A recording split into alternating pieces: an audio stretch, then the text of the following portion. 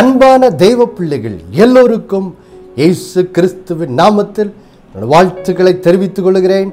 பிதாவாகிய தேவனாலும் கர்த்தராகிய இயேசு கிறிஸ்துவினாலும் உங்கள் எல்லோருட வாழ்விலும் கிருபையும் சமாதானமும் உண்டாவதாக என்று சொல்லி உங்கள் எல்லோரையும் வாழ்த்துகிறேன். தேவ பிள்ளைகளே, மறுபடியும் வெளிப்படுத்தல் 12ஆம் அதிகாரம் 11வது வசனத்தை நாம் வாசிக்க கேட்கலாம். மரணம் நேரிடுகிறதா இருந்தாலும் அதற்கு தப்பும்படி தங்கள் ஜீவனையும் பாராமல் ஆட்டுக்குட்டியின் இரத்தத்தினாலும் தங்கள் சாட்சியின் வசனத்தினாலும் அவனை, அதாவது பிசாசை ஜெயித்தார்கள். தேவ பிள்ளைகளே, இந்த வசனத்தின் பின்பகுதி ஆட்டுக்குட்டியின் இரத்தத்தினாலும் தங்கள் சாட்சியின் வசனத்தினாலும் பிசாசை ஜெயித்தார்கள் என்று சொல்லி வேதம் சொல்லுகிறதே. இந்த வசனத்தை தான் நாம் தலைப்பாய் வைத்து தேவனுடைய வார்த்தையின் சத்தியங்களை நாம் தியானித்து வருகிறோம். குறிப்பாக இந்த தலைப்பின் கீழ் பாகம் 3 நாம் ஆட்டுக்குட்டியான ஒரு இரத்தம், அதாவது இயேசு கிறிஸ்துவின் இரத்தத்தினால் நமக்கு உண்டான ரட்சிப்பை குறித்து நாம் தெளிவாக என்ன செய்கிறோம், தியானித்து வருகிறோம். இந்த ரட்சிப்பின் மூலம் நம்முடைய வாழ்க்கை எப்படி மாற்றப்பட்டிருக்கிறது என்று சொல்லி நாம் பார்த்தோம். இதுவரை 4 காரியங்களை தியானித்திருக்கிறோம். முதலாவது, இயேசு கிறிஸ்துவின் இரத்தத்தினால் உண்டான மீட்பு, அதை முதலாவது தியானித்தோம். இரண்டாவது, இயேசு கிறிஸ்துவின் இரத்தத்தினால் நாம் நீதிமான்களாக்கப்பட்டிருக்கிறோம் என்பதை தியானித்தோம். மூன்றாவதாக, இயேசு கிறிஸ்துவின் இரத்தத்தினால் தேவ கோபாக்கினையிலிருந்து விடுவிக்கப்பட்டு தேவ கிருபை பெற்றவர்களாய் மாற்றப்பட்டிருக்கிறோம். நான்காவது, மிக முக்கியமாக கடந்த 3 வாரங்களாக இதை தான் தியானித்தோம். இயேசு கிறிஸ்துவின் இரத்தத்தினால் நமக்கு பாவ மன்னிப்பாகிய மீட்பு உண்டாயிருக்கிறது என்பதை நாம் தியானித்தோம். தேவ பிள்ளைகளே, இன்றைக்கு அடுத்த காரியத்திற்கு செல்ல போகிறோம். இப்பொழுது நீங்கள் வேதம் வைத்திருந்தால் நாம் ரோமர் 5ஆம் அதிகாரம் 10வது வசனத்துக்கு திருப்பிக் கொள்ளலாமா? ரோமர் 5ஆம் அதிகாரம் 10வது வசனம். நாம் தேவனுக்கு சத்துருக்களாய் இருக்கையில் அவருடைய குமாரனின் மரணத்தினாலே அவருடனே ஒப்புரவாக்கப்பட்டோமானால், ஒப்புரவாக்கப்பட்ட பின் நாம் அவருடைய ஜீவனாலே ரட்சிக்கப்படுவது அதிக நிச்சயமாமே. தேவ பிள்ளைகளே, இங்கே ஆண்டவர் ஒரு ரட்சிப்பின் மூலம் உண்டாகும் அடுத்த ஆசீர்வாதத்தை குறித்து நம்மோடு இங்கே பேசுகிறார். பாருங்கள், என்னது? நாம் தேவனுக்கு சத்துருக்களாக இருக்கையில் அவருடைய குமாரனின் மரணத்தினாலே அவருடனே ஒப்புரவாக்கப்பட்டோம். ஆம் பிரியமானவர்களே, இப்பொழுது இயேசு கிறிஸ்துவின் இரத்தத்தினால் உண்டான அடுத்த ஆசீர்வாதம் என்ன தியானிக்க போகிறோம்? இயேசு கிறிஸ்துவின் இரத்தத்தினால் நாம் தேவனோடு ஒப்புரவாக்கப்பட்டிருக்கிறோம். அல்லேலூயா! இதுதான் அடுத்த ஆசீர்வாதம், ஒப்புரவாக்கப்படுதல். தேவ பிள்ளைகளே, தேவனோடு ஒப்புரவாக்கப்பட்டிருக்கிறோம் என்றால் என்ன அர்த்தம்? பாருங்கள், இந்த ஒப்புரவாதல் இது உறவு சம்பந்தப்பட்ட ஒரு வார்த்தை. பாருங்கள், ஒப்புரவாதல்ங்கிறது எதை குறிக்குது? இதுக்கு முன்னாடி உறவு இருந்துச்சு, அந்த உறவு முறிஞ்சு போச்சு. முறிஞ்சு போன உறவு இப்போ திரும்ப என்ன செய்யப்பட்டிருக்கிறது? ஒட்ட வைக்கப்பட்டிருக்கு, திரும்பவும் சேர்க்கப்பட்டிருக்கிறது என்பதை நமக்கு என்ன செய்கிறது? வெளிப்படுத்துகிறது. பாருங்க, இன்னொரு வசனத்தை, இந்த சத்தியத்தை குறித்து பேசுகிற இன்னொரு வசனத்தை நான் வாசிக்கிறேன். பாருங்கள், 2 கொரிந்தியர் 5ஆம் அதிகாரம் இப்பொழுது 18வது வசனத்தை நான் வாசிக்கிறேன். 2 கொரிந்தியர் 5ஆம் அதிகாரம் 18வது வசனம். இவையெல்லாம் தேவனாலே உண்டாயிருக்கிறது, அவர் இயேசு கிறிஸ்துவை கொண்டு நம்மை தம்மோடு ஒப்புரவாகுதலின் ஊழியத்தை எங்களுக்கு ஒப்பு கொடுத்தார். பாருங்கள் தேவ பிள்ளைகளே, இங்கே வசனம் அழகா சொல்லுது. பாருங்க, இயேசு கிறிஸ்துவை கொண்டு தேவன் நம்மை தம்மோடு என்ன செய்தாராம்? ஒப்புரவாக்கினார் என்று சொல்லுகிறது. இப்போ நம்ம கேட்கலாம், ஏன் நாம் தேவனோடு ஒப்புரவாக்கப்பட வேண்டும்? ஏன் இது ரொம்ப வாழ்க்கையில் ரட்சிப்பின் மூலம் இந்த ஆசீர்வாதம் ஏன் நமக்கு கொடுக்கப்பட்டிருக்குது, இது எவ்வளோ முக்கியமானது என்பதை நாம் புரிந்து கொள்ள வேண்டும். பாருங்கள், நம்ம முதலாவது வாசித்த ரோமர் 5ஆம் அதிகாரம் 10வது வசனத்தில் தேவனுக்கும் நமக்கும் இருக்கிற உறவு எப்படி முறிந்து போனது என்பதை நாம் வாசிக்கிறோம். பாருங்கள், அங்கே அழகாக சொல்லுது ரோமர் 5:10 முன்பதிலே, நாம் தேவனுக்கு எப்படி இருந்தோமா, சத்துருக்களாக இருந்தோம். பாருங்கள் தேவ பிள்ளைகளே, என்றைக்கு ஆதாமும் ஏவாளும் பாவம் செய்தாங்களோ அந்த நிமிடமே பாருங்கள் என்னாச்சு, தேவனுக்கும் ஆதாமுக்கும் ஏவாளுக்கும் இருந்த உறவு முறிந்து போனது மாத்திரம் இல்லை. பாருங்கள், ஆதாமும் ஏவாளும் இப்போது பாருங்கள், இப்போ அவர்களுக்கு பிறந்த மூத்த குமாரன் பாருங்கள் எப்படிப்பட்டவனா இருக்கிறான். இங்கே நாம் தேவனுக்கு சத்துருக்களாக இருக்கையில் என்று சொல்லி வேதம் சொல்லுகிறதே என்ன சொல்லுது, அதை நம்ம அதனுடைய அர்த்தத்தை புரிந்து கொள்ள வேண்டியிருக்கு. பாருங்கள் ஆதியாகமம் 4ஆம் அதிகாரத்தில் நாம் வாசிக்கிறோம். பாருங்கள் இங்கே ஆதாமும் ஏவாளும் பாருங்கள் காயினை பெற்றெடுக்கிறார்கள். பாருங்கள் பெற்றெடுக்கிறாங்க, ரொம்ப நம்பிக்கையோடு பெற்றெடுக்கிறாங்க. ஒரு பிள்ளை பிறப்பது என்பது ஒரு பெரிய நம்பிக்கை அளிக்கிறது. அதுவும் குறிப்பாக பாவத்தினால் வீழ்ந்து மிகுந்த வேதனையான நிலைமைக்குள் தள்ளப்பட்ட ஆதாம் ஏவாளுக்கும் ஒரு குழந்தை பிறப்பது என்பது பாருங்க, அவன் பிறந்த உடனே ஏவாளுக்கு ஒரு பெரிய நம்பிக்கை உண்டாகிறது. ஆனால் எந்த அளவுக்கு நம்பிக்கை உண்டாது, ஏன்னா ஆண்டவர் ஆதியாகமம் 3:15 ஏற்கனவே ஆதாம் ஏவாள்கிட்ட ஒரு நற்செய்தியை அறிவித்திருந்தார். என்னது, ஸ்திரீயின் வித்தில் உங்களுக்கு ஒரு குமாரன் பிறப்பார், அவர் தான் உங்களுக்கு இரட்சகராக என்ன செய்ய போகிறார், வரப்போகிறார் என்ற நற்செய்தி ஏற்கனவே அறிவித்திருந்தார். அப்போது தேவன் சொல்லியிருந்த அந்த நற்செய்தியின் அடிப்படையில் ஒருவேளை இவர்களுக்கு ஒரு முதல் பிள்ளை பிறந்தவுடன் பாருங்கள், இவள் ஒருவேளை இந்த மகன் மூலமாக நமக்கு ரட்சிப்பு உண்டாகக்கூடிய அந்த இரட்சகன் ஆண்டவர் சொன்னாரே, அது ஒருவேளை இந்த மகனாக இருக்கக்கூடுமோ அப்படின்னு அவளுக்குள்ள ஒரு எதிர்பார்ப்பு வருது. அதனால தான் பாருங்கள் அவள் சொல்லுகிறார் ஆதியாகமம் 4:1, ஆதாம் தன் மனைவியாகிய ஏவாளை அறிந்தான், அவள் கர்ப்பதியாகி காயினை பெற்று கர்த்தரால் ஒரு மனுஷனை பெற்றேன் என்றார். அவளுக்கு ஒரே சந்தோஷம், கர்த்தரால் ஒரு மனுஷனை பெற்றிருக்கேன்னு சொல்லி. ஆனால் யோசித்து பாருங்கள், கர்த்தரால் ஒரு மனுஷனை பெற்றேன் என்று சந்தோஷப்பட்டு காயினை பெற்றெடுத்த ஆதாம் ஏவாள் கொஞ்ச நாளில் பாருங்கள் அவங்க சந்தோஷம் வேதனையாக மாறுது. ஏன்னா இந்த காயின் வளர்ந்து கடைசியில் பாருங்கள் தன் சகோதரனை ஆபேலை கொலை செய்கிற கொலைகாரனாக என்ன செய்கிறான், மாறி விடுகிறான். இதுதான் பாருங்கள் மனிதனோட வாழ்க்கை எப்படி பாவத்தினால் அவன் எப்படிப்பட்ட ஒரு பொல்லாதவனாய் மாற்றப்பட்டான் என்று சொல்லி பார்க்கிறோம். இதுதான் பாருங்கள், இதை தான் அங்கே ரோமர் 5:10 வாசிக்கிறோம். தேவனுக்கு நாம் சத்துருக்களாக இருக்கையில். ஏன்னா இன்றைக்கு மனிதன் தேவனை விதியான விதத்தில் வேதனைப்படுத்தும் விதம் பொல்லாத பாவங்களை செய்கிற ஒரு பொல்லாதவனாக இன்னைக்கு மனுஷனுடைய வாழ்க்கை பாவத்தினால் என்ன செய்து விட்டது, மாறிவிட்டது. எவ்வளவு வேதனை பாருங்கள் தேவ பிள்ளைகளே. விசேஷமாக பாருங்கள், இந்த நாட்களில் மனிதன் எந்த அளவுக்கு ரொம்ப பொல்லாத நிலைமையில் இருக்கிறான் என்பதை இன்றைக்கு சமுதாயம் எப்படி நமக்கு வெளிப்படுத்துதுன்னா பாருங்க, நம்ம ரோமர் 1ஆம் அதிகாரத்தை வாசித்தோம்னா ஒரு சமுதாயம் எப்பொழுது இருக்கிறதுலே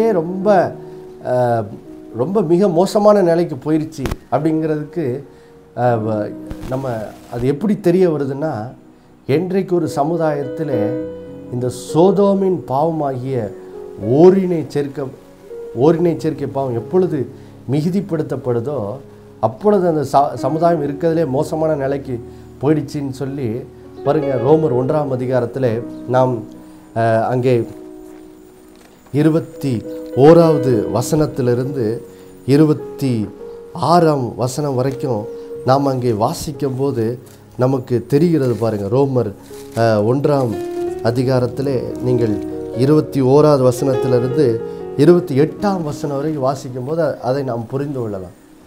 அப்போ யோசித்து பாருங்கள், இன்றைக்கு சமுதாயத்தில் இன்றைக்கு இந்த சோதோமின் பாவமாய் ஓரினை சேர்க்கை மிகுதியாய் போற்றப்பட்டு பாருங்கள், ஒரு கணவன் மனைவி, ஒரு ஆண் பெண் திருமணம் செய்வது போல பாருங்கள், ஒரு ஆணுக்கு ஆண் திருமணம், பெண்ணுக்கு பெண் திருமணம் ஆகிறது மட்டும் இல்லை, அதை கொண்டாடுகிறார்கள். அதை சட்டப்பூர்வமாக்கிறதுக்கு சட்டங்களெல்லாம் என்ன செய்யப்படுது, ஏற்றப்படுகிறது. அப்போது இதிலிருந்து நமக்கு என்ன தெரிகிறது, இதுதான் பாருங்கள், நாம் தேவனுக்கு சத்துருக்களாக இருக்கில் அப்படின்னு வேதம் சொல்லுது. இதுதான். அது என்னது, இன்னைக்கு மனுஷன் தேவனுக்கு ஒரு விரோதி மாதிரி மாறி எதையெல்லாம் தேவன் செய்தால் அவன் வாழ்க்கை அழிஞ்சு போயிருன்னு சொல்கிறாரோ, இன்றைக்கி அந்த பாவத்தை எல்லாம் துணிகரமாக செய்கிறது மட்டும் இல்லை, அதை குறித்து பெருமை பாராட்டுகிற ஒரு மிகுந்த வேதனையான கட்டத்தில் நாம் இந்த பூமியில் என்ன செய்து கொண்டிருக்கிறோம், வாழ்ந்து கொண்டிருக்கிறோம் தேவ பிள்ளைகள். இதுதான் இன்றைக்கு மனிதனுடைய நிலைமை. மனிதன் இன்னைக்கு தேவனுக்கு சத்ருவாய் மாறிவிட்டான்.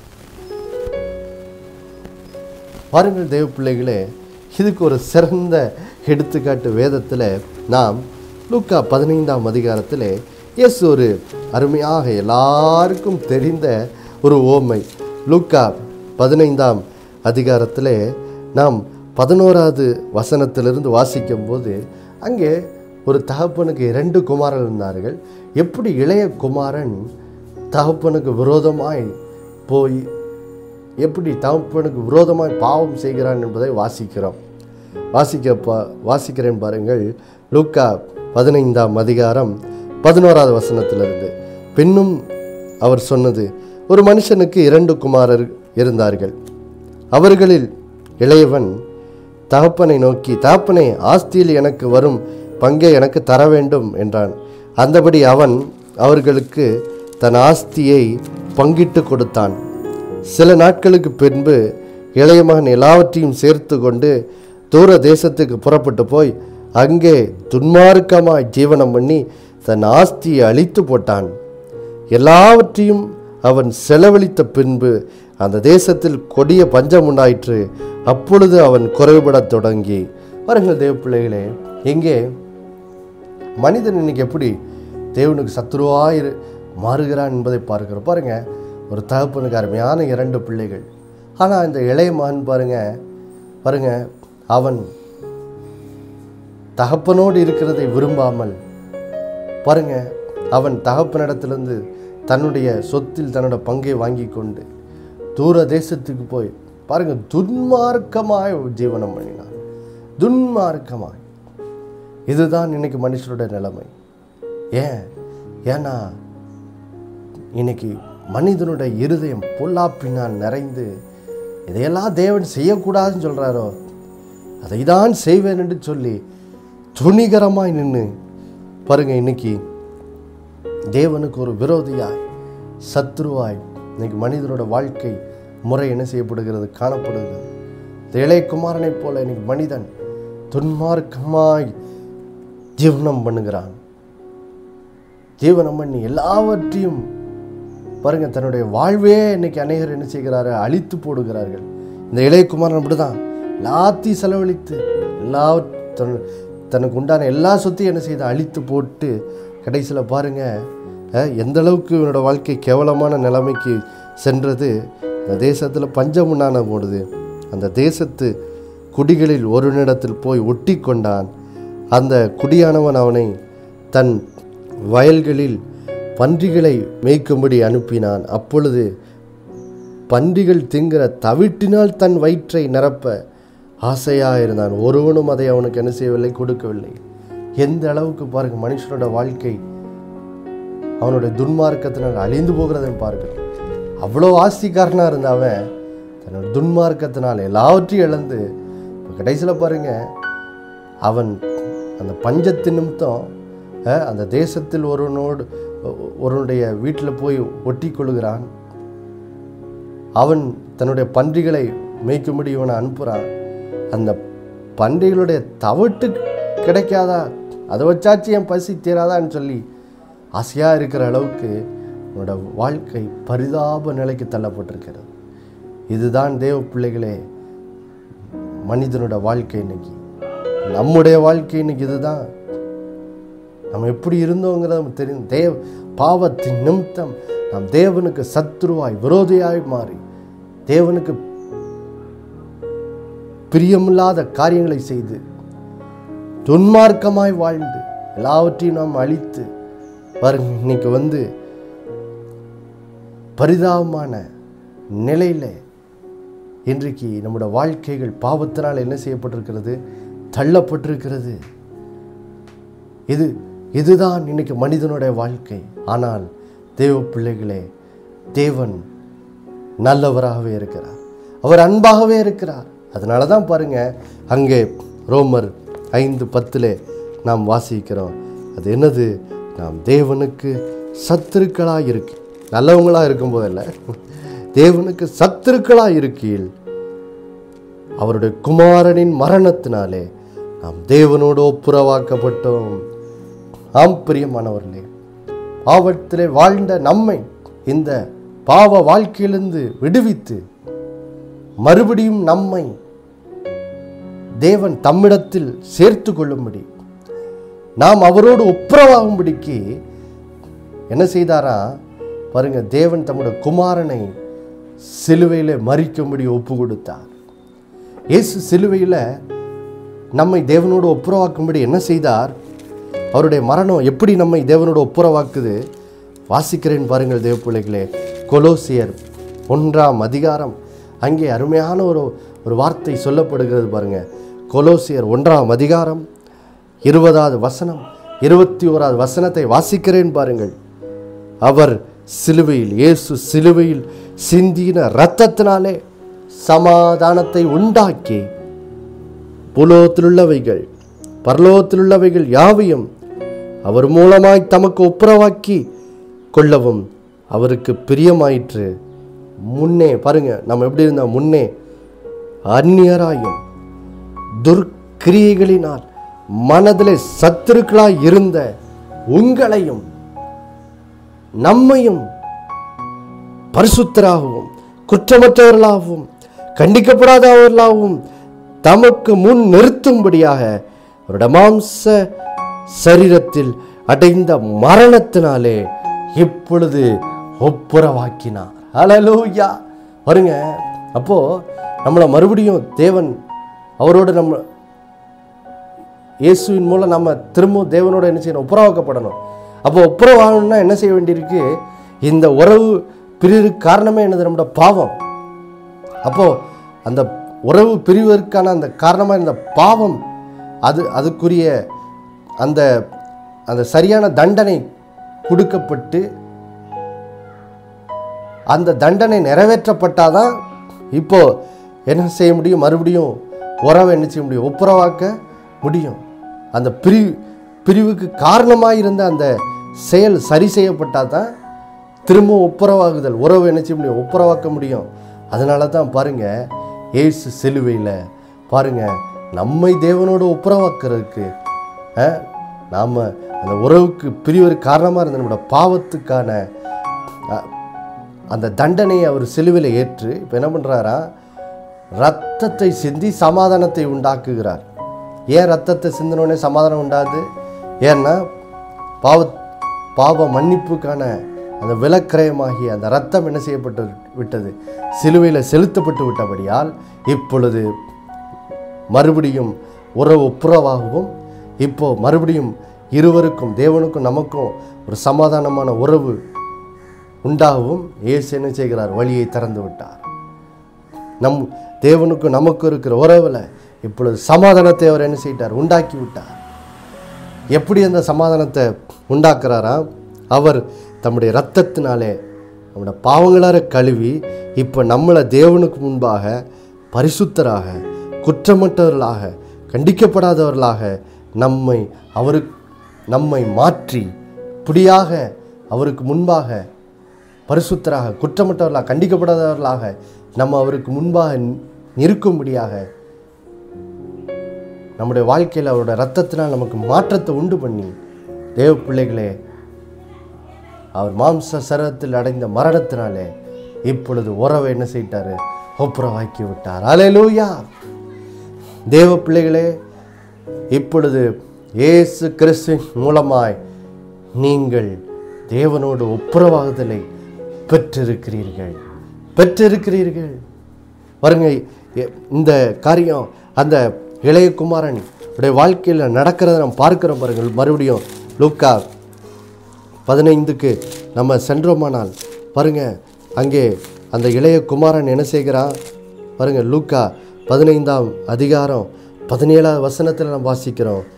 அவனுக்கு புத்தி தெளிந்த போது அவன் தன் தகப்பனுடைய கூலிக்காரர், எத்தனையோ பேருக்கு பூர்த்தியான சாப்பாடு இருக்கிறது, நானோ பசியினால் சாகிறேன், நான் எழுந்து என் தகப்பனிடத்திற்கு போய், தகப்பனே, பரத்துக்கு விரோதமாக உமக்கு விரோதம் பாவம் செய்தேன், இனி உம்முடைய குமாரன் என்று சொல்லப்படுவதற்கு நான் பாத்திரன் அல்ல, உன்னுடைய கூலிக்காரர்கள் ஒருவனாக என்னை வைத்துக்கொள்ளும் என்பேன் என்று சொல்லி என்ன செய்தானா, எழுந்து புறப்பட்டு தகப்பனிடத்தில் செல்லுகிறான்.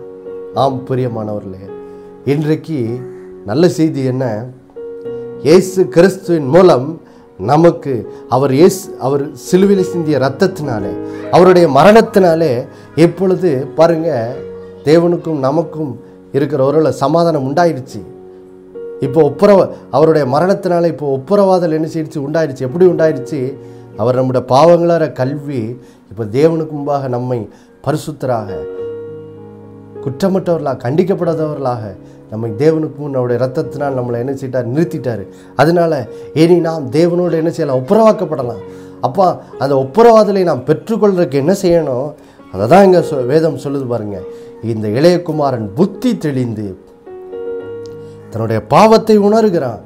ஐயோ, என் தகப்பனுடைய வீட்டில் கூலிக்காரர் கூட நல்லா சாப்பிட்றாங்களே, ஆனால் நானும் பசியில் வருந்துறேனே, அதனால் நான் என்னோடய பாவத்தை போய் என் தகப்பனிடத்தில் அறிக்கையிட்டு நான் என்ன செய்வேன்? என் தகப்பனிடத்தில் போய் அவரோடு சேர்ந்து கொள்ள போகிறேன் என்று சொல்லி அவன் என்ன செய்கிறான்? தன் பாவத்தை உணர்ந்தது மட்டும் இல்லை, இப்போ எழுந்து தன் தகப்பனிடத்தில் என்ன செய்கிறான்? செல்லுகிறான். இன்னைக்கு நாமும் அதை தான் செய்ய வேண்டும். தேவ பிள்ளைகளே, பாருங்கள், தகப்பனை விட்டு பிரிந்து நம்முடைய இஷ்டம் போல வாழ்ந்து பாருங்கள், இன்றைக்கி அநேகர் பாருங்கள், குடித்து குடித்து குடித்து தங்கள் வாழ்க்கையை அழித்து கொண்டிருக்கிறார்கள். அனைவரோட வாழ்க்கை இன்னைக்கு அழிந்து கொண்டிருக்கிறது பாருங்க. அப்போ எப்படி இந்த பாவத்திலிருந்து வெளியே வர்றது? முதல்ல உணர்வுள்ள இருதயம் உண்டாக வேண்டும், புத்தி தெளிய வேண்டும். ஐயோ, இந்த குடியினாலதான் இப்படி என் வாழ்க்கை அழிஞ்சு போச்சு. ஐயோ, என் தகப்பன், தேவனாகிய தகப்பன், அவருடைய குமாரன் இயேசு கிறிஸ்து மூலம் எனக்கு இப்போ பாவ மன்னிப்பையும் நான் அவரோடு ஒப்புரவாகும்படி எனக்கு இப்போ தேவனிடத்தில் சமாதானத்தை பெற்று தந்திருக்கிறார். அவரோட ரத்தத்தினால, அவரோட மரணத்தினால இப்போ நான் அவரோட ஒப்புரவாக்கான வழியை திறந்திருக்கிறாரே. அப்போ நான் தேவனிடத்தில் இயேசு கிறிஸ்து மூலமாக போக போகிறேன்னு சொல்லி நம்ம எழுந்து பாருங்க, இயேசுவை நோக்கி என்ன செய்யணும்? கூப்பிடும் போது பாருங்க, தகப்பனிடத்தில் மறுபடியும் என்ன செய்யலாம்? திரும்ப வரலாம். பாருங்க, தகப்பனிடத்தில் நம்ம வரும்போது என்ன ஆகிறது பாருங்க, வேதம் அழகா சொல்லுது பாருங்க.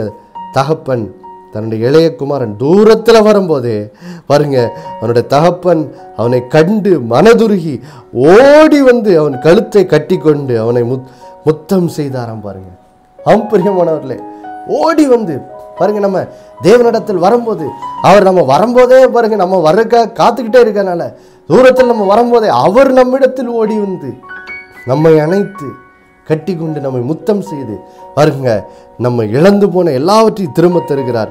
இந்த இளைய குமாரனுக்கு பாருங்க, அவன் வேலைக்காரனா தகப்பனிடத்துல போனா போதுன்னு நினைக்க, ஆனா இவனுக்கு மறுபடியும் மகன் என்ற அந்தஸ்தை என்ன செய்கிறார்? திரும்ப தருகிறார். பிரியமானவர்களே, இன்றைக்கு நாமும் தேவனிடத்தில் திரும்ப வரும்போது நம்ம நினைக்கிறோம், ஆண்டவர் என்ன கூலிக்காரனா ஏற்றுக்கொண்டா போதுன்னு சொல்லி நினைக்கிறோம். இல்லை, ஆனால் நாம் தேவனிடத்தில் திரும்ப வரும்போது அவர் நம்மை கூலிக்காரனா அல்ல, மறுபடியும் தம்முடைய சொந்த மகனாவே நம்ம என்ன செய்கிறார்? ஏற்றுக்கொள்ளுகிறார். ஹல்லேலூயா. அதனால் தேவ பிள்ளைகளே, இந்த நாளிலே இயேசு கிறிஸ்துவின் மூலமாய் தேவனோடு ஒப்புரவாங்கள் என்று சொல்லி உங்களுக்கு நான் சொல்லுகிறேன். ஜெபிக்கலாமா? அன்புள்ள பரலோக பிதாவே, கர்த்தராகிய இயேசு கிறிஸ்துவின் மூலமாய் இந்த சமூகத்தில் வருகிறோம். அப்பா ஆண்டவரே, இந்த நாளிலே எப்படி இயேசு கிறிஸ்துவின் மூலம் நாங்கள் தேவனோடு ஒப்புரவாகிறோம், புறவாதல் எங்களுக்கு எப்படி உண்டாகுது என்று சொல்லி கற்றுக்கொண்டோமே. ஆண்டவரே, இந்த நாளில் உடைய பிள்ளைகள் ஆண்டவரே இந்த இளைய குமாரனை போல ஆண்டவரே புத்தி தெளிந்து ஆண்டவரே இதோ நான் தேவனோடு ஒப்புரவாகும்படி இயேசு என் பாவங்களுக்காய் அவர் ரத்தம் சிந்தி இப்போ தேவனிடத்தில் எனக்கு சமாதானத்தை பெற்று தந்திருக்கிறார். எப்பொழுது அவருடைய மரணத்தினால் எப்பொழுது நான் தேவனோடு ஒப்புரவாக்கப்படலாம் என்ற அந்த சத்தியத்தை உணர்ந்து ஆண்டவரே உடைய பிள்ளைகள் ஆண்டவரே மறுபடியும் இளையகுமாரன் போய் எழுந்து இப்பொழுது இயேசு நாமத்தை கூப்பிட்டு ஆண்டவரே நீர் அவர்களை அனைத்து திரும்பவும் நீர் அவர்களை உம்முடைய பிள்ளைகளாக ஏற்றுக்கொள்கிறீரே. அந்த ஆசீர்வாதத்தை பெற்று ஆண்டவரே எல்லோரும் உம்மோடு ஒப்புரவாக்கப்பட இந்த நாளில் அந்த ஆசீர்வாதம் உண்டாயிருக்க ஆண்டவரே நிகழ்ச்சி பார்க்கிற ஒவ்வொருத்தருக்காகவும் ஜெபிக்கிறேன். அப்படியே நீ செய்கிறக்காய் நன்றி, அப்படி செய்ததற்காக ஸ்தோத்திரம். இயேசுவின் நாமத்தில் ஜெபிக்கிறோம் என் நல்ல பிதாவே, ஆமேன் ஆமேன். கர்த்தர் தாமே உங்களை ஆசீர்வதிப்பாராக. ஆமேன்.